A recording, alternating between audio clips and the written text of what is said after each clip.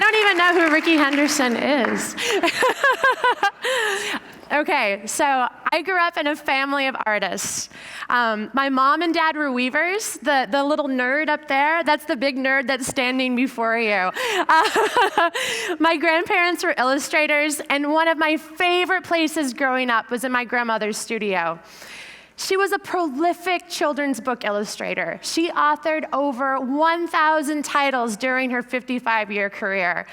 My grandmother has had an immense influence on both my visual aesthetic as well as my work ethic and attitude. But I only just recently realized this. So most people know me as an illustrator. I spend most of my days with piles of paper and piles of pens happily drawing. But I actually, up until about 7 years ago, I hated drawing. Seriously, I hated it. So when I was a kid, I didn't want to draw at all. Okay, I was pretty lazy, like really lazy. Like all I wanted to do was watch TV. I got really nerdy about organizing all my books by color. I kind of like started my own library in my house, even though I didn't have any next door neighbors. So I was the only person who was checking it out. Anyway, it was weird. It was bizarre. But anyway, I was a dorky jerk, and I didn't want to draw. Okay. Anyway, so again, somewhere along that way, between being a dorky jerk, I matured into a dorky, jerky college student, and I had a failed attempt at being a broadcast journalism major, which is just weird. I was really strange, kind of like this. And then I had a very, very mediocre career as an English major. There was lots of bad poetry written. So much bad poetry. Oh my goodness. And somehow I stumbled upon graphic design, and that just clicked. Thank God. I had too many majors. I think people were getting a little upset with me. Anyway, my first job out of college, I worked at a gift company in Omaha, Nebraska, and I designed catalogs and packaging, and I also was their sales representative, so they sent me all across the country to different trade shows to sell stuff. And really, at these trade shows, that's where my fascination with consumer culture began. That's where I first became totally awed by this hyper bizarre world of consumption. Okay? So here I am in these trade shows. I know I want to make work about consumption. I'm filling up notebooks after notebooks after notebooks with all these different ideas, but they were chaotic, they were random. I didn't know where to begin. It was so frustrating. So again, I felt horrible. I felt stuck, okay? I didn't know how to begin. That's a hard feeling. You guys all know that. So then I came across the artist Ed Ruscha. So Ed Ruscha, in the early 1960s, he had several photo projects going on at once. So we have 34 parking lots, some LA apartments, and 26 gasoline stations, to name just a few. So for these book projects, he developed a series of rules. In an Art News interview in 1982, Ruscha said, "It became rules that I knew I had to follow. Then it was just a matter of being a good little art soldier and finishing it." After reading those words, it clicked with me. What if I created rules for myself to follow and carry out in order to execute all these like really random scattered ideas? What if I harnessed the power of accumulation and to document my everyday experiences in consumer culture? What if I became a good little art soldier too, okay? So that kind of works. So for the last 10 years, I've been making objects and developing projects that talk about our wants and our needs and how we use and engage with our stuff, okay? I'm also always obsessed over the things that I buy, that you buy, what we give to each other, and what we're stealing. Really, if you guys have stolen anything, let me know, because I'm drawing that, okay? I want to know. No judgments. I just want to draw, okay? I make work about personal consumption, celebration, joy, privacy, guilt, lots of guilt, trust me, the everyday, and excess, lots and lots of excess. I'm also really fascinated about making work, about the community of these shared experiences. So my projects all rely on a system of rules to give order to the initial chaos of ideas. Rules help me structure my workflow. They keep me making and they keep me moving because rules I like to follow. I like to execute them, and then I repeat them for almost every single project I do. Because you know why? A blank piece of paper is a terrifying thing. It's so terrifying that when I drew this, I had to put lines on it.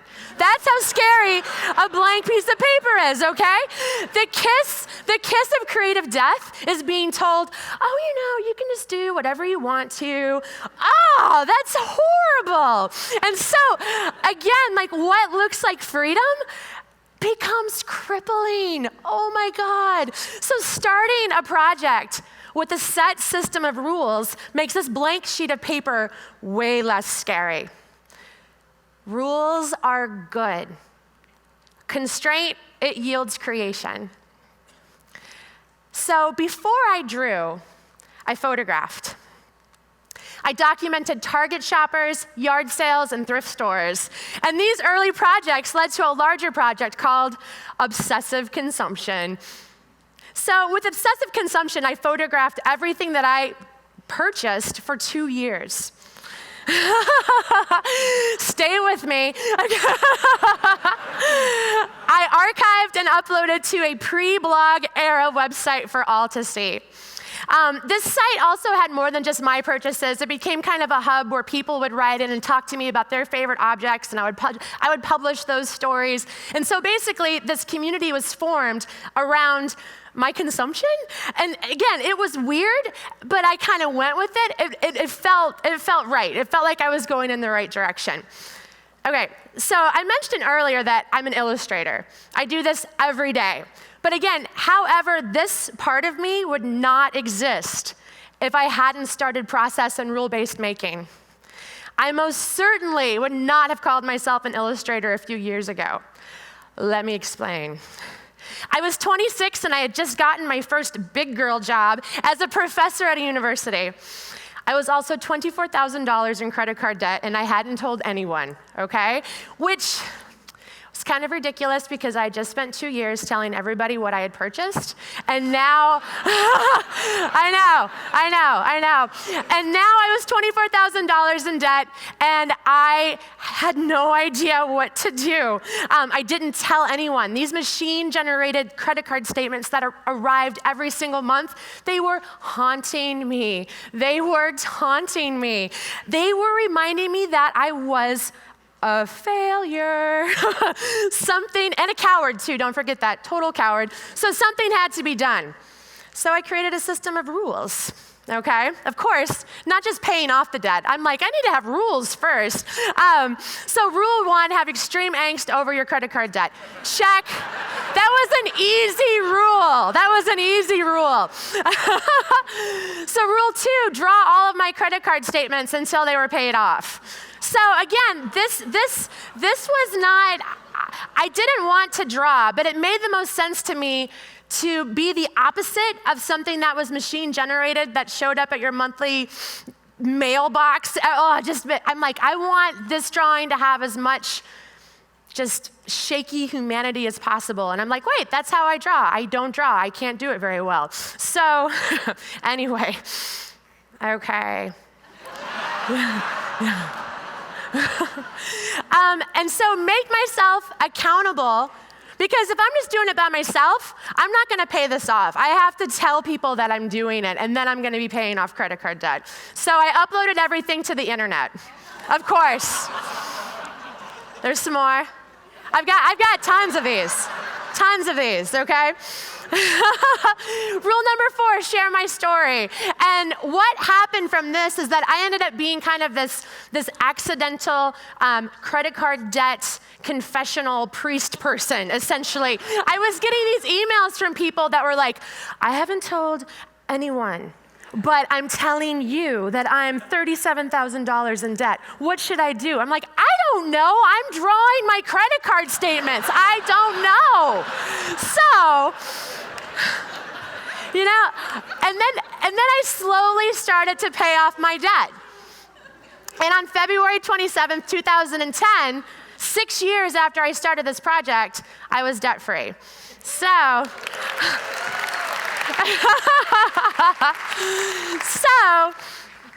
I actually, at this point, thought that drawing was a form of punishment. I hated it so much, okay? So drawing my credit card statements was the equivalent of writing, I will not be stupid with money, not be stupid with money, not be stupid with money, not be stupid with money.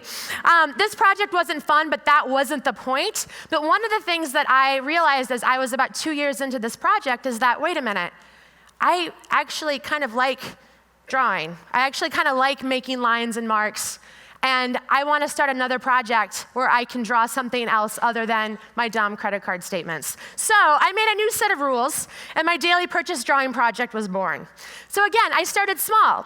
I need some deodorant right now, man. So I drew one black and white line drawing of something that I purchased every day. The drawings were simple and of everyday objects.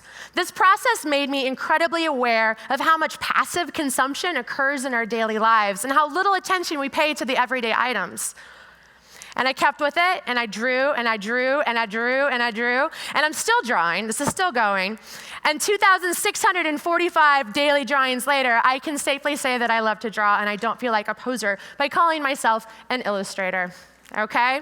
Yay. See, it's exclamation points. Yay, illustrator. So basically what I'm saying is that this rule system, it's not just for artists. It can really be for everyone, okay? I honestly feel that anyone can work in this way if they want to. Again, not just for artists. It can be for people who love numbers. It can be for people who love to cook, for people who love music. These rules, again, they're for everybody.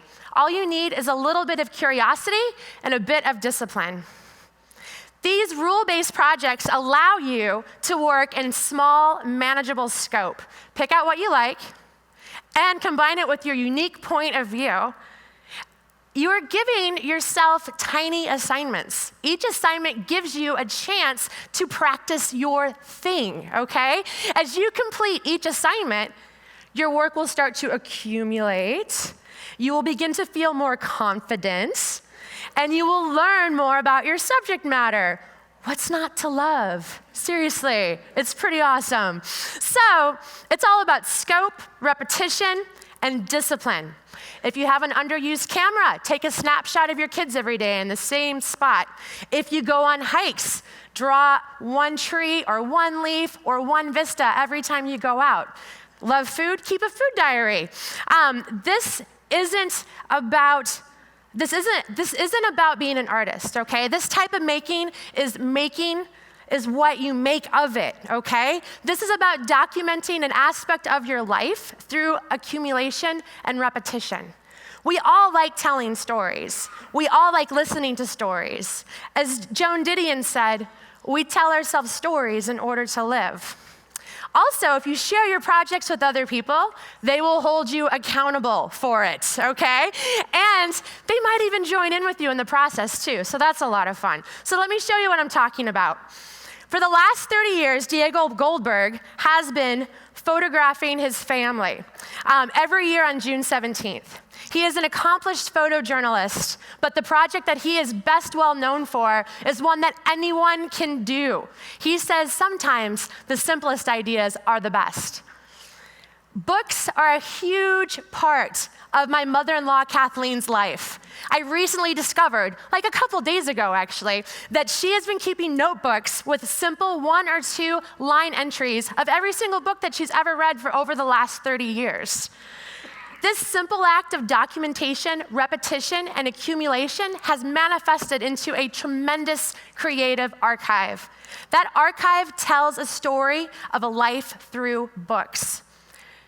Carrie Vanderyacht's project, Ugly Face Wednesday, has simple goals.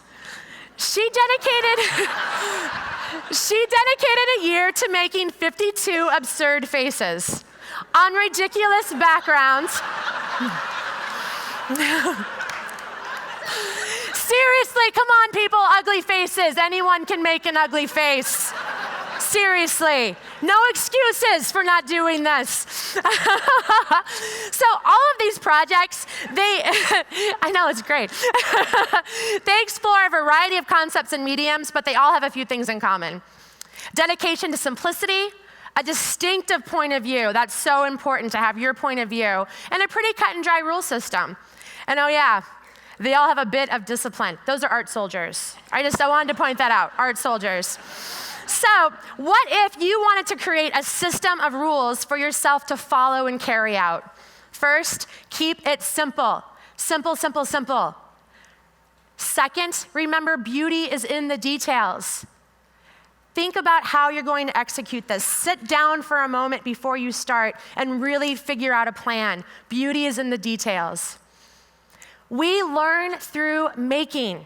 The first project may fail, and that's okay, okay? I've had a pile of failure projects, and I've learned from every single one of them. We learn through making.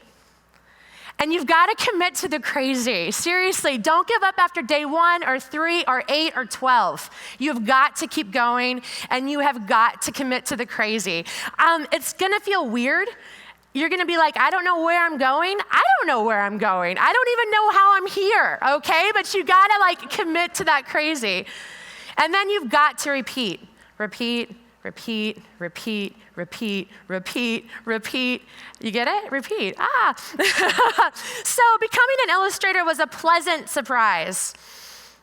I never thought I would share the same profession as my grandmother, and now I draw every single day in my own studio at her drawing table. So I know, it's pretty special. I got to hear by creating my own rule systems and constraints. Now I challenge you guys to find your own rule system and to commit to your crazy. Thank you guys very much.